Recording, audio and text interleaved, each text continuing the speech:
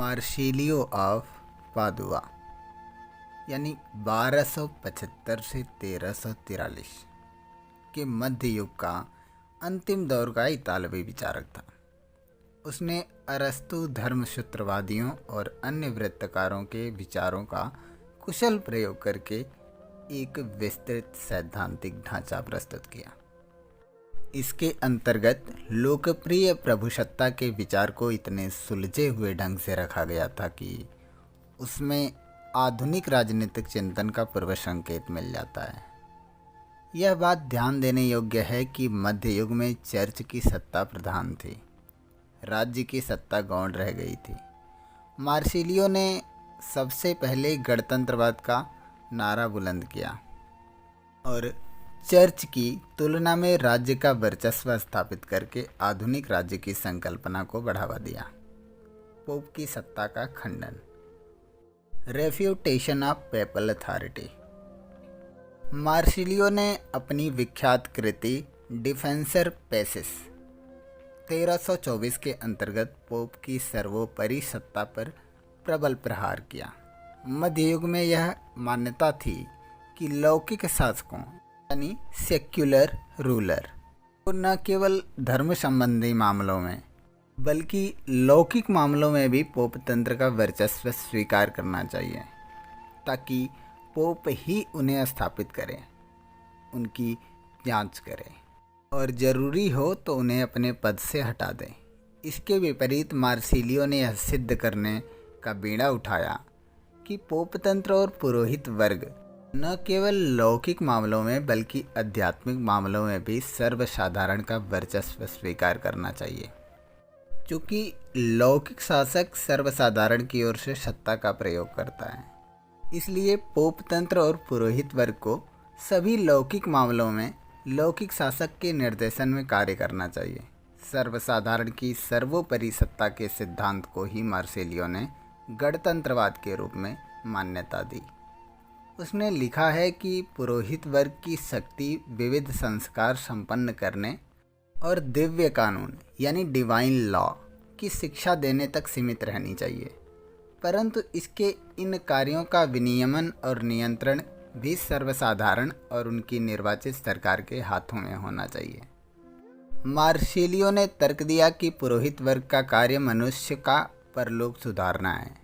इस लोक में मनुष्य के जीवन को सुधारने के लिए राज्य जरूरी है। यदि पुरोहित वर्ग सारा शासन संभालने का दावा करता है तो वह राज्य को नष्ट कर देगा।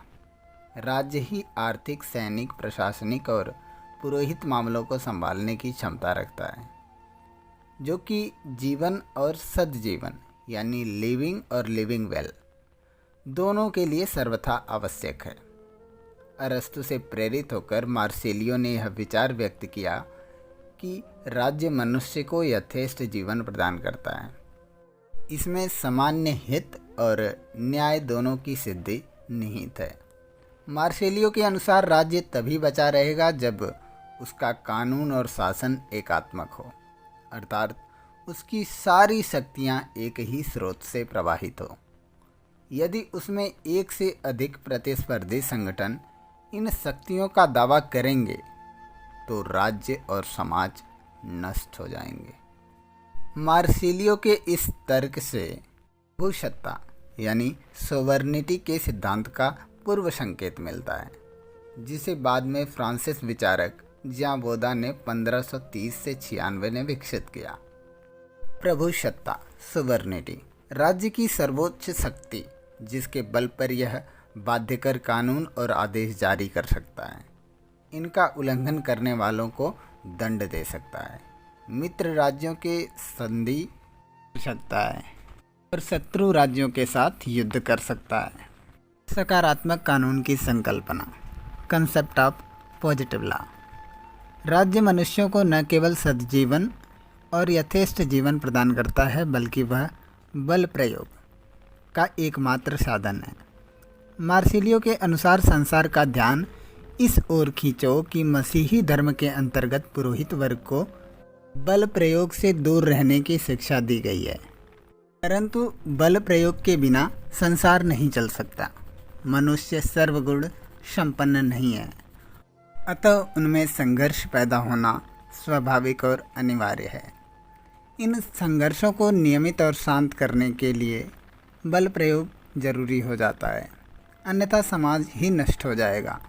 केवल राज्य ही ऐसी संस्था है जो बल प्रयोग करने में समर्थ है। फिर कोई भी नियम या कानून सच्चे अर्थ में तब तक कानून नहीं बन पाता जब तक कि मनुष्य रूप में कोई विधायक उसे कानून के रूप में प्रख्यापित न कर दे। यही सकारात्मक कानून यानी पॉजिटिव लॉ की संकल्पना है। मार्सिलिया के अनुसार इस धरती पर दिव्य कानून को भी तब तक लागू नहीं किया जा सकता जब तक उसे सकारात्मक कानून के रूप में व्यक्त नहीं कर दिया जाता।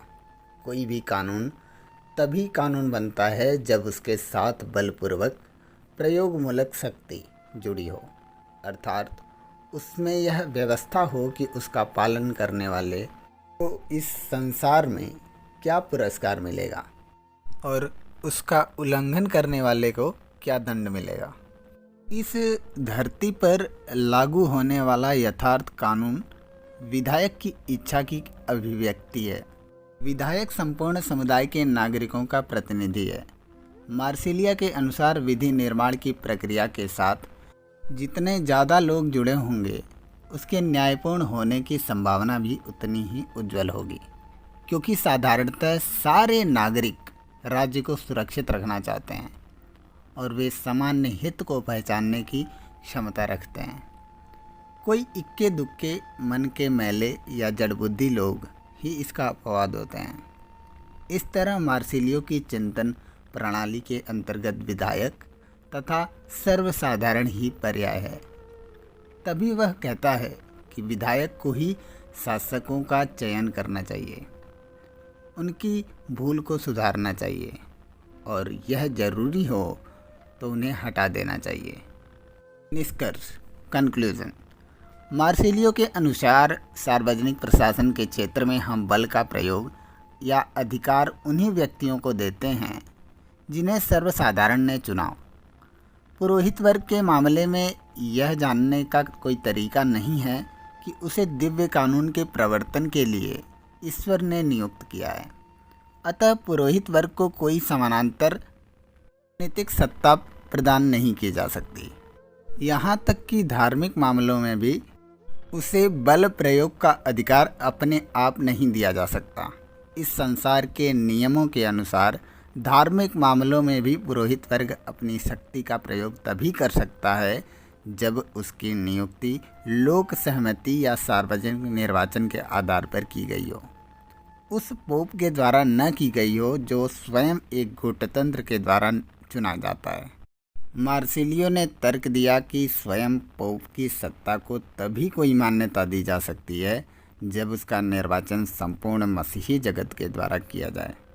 इसके अलावा दिव्य कानून की व्याख्या देने वाली महापरिषदों का चुनाव भी सर्वसाधारण को करना चाहिए।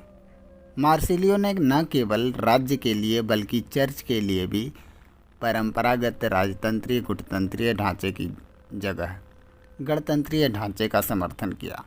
इस तरह उसने यूरोप राजनीतिक चिंतन में गणतंत्रवाद, रिपब्लिकैनिज्म और लोकप्रिय प्रभुसत्ता पॉपुलर सॉवरेनिटी के स्थानों को इतनी प्रतिष्ठा दिलाई कि जितनी इन्हें कभी नहीं मिली थी और आधुनिक चिंतन की ओर अग्रसर होने की राह तैयार कर दी।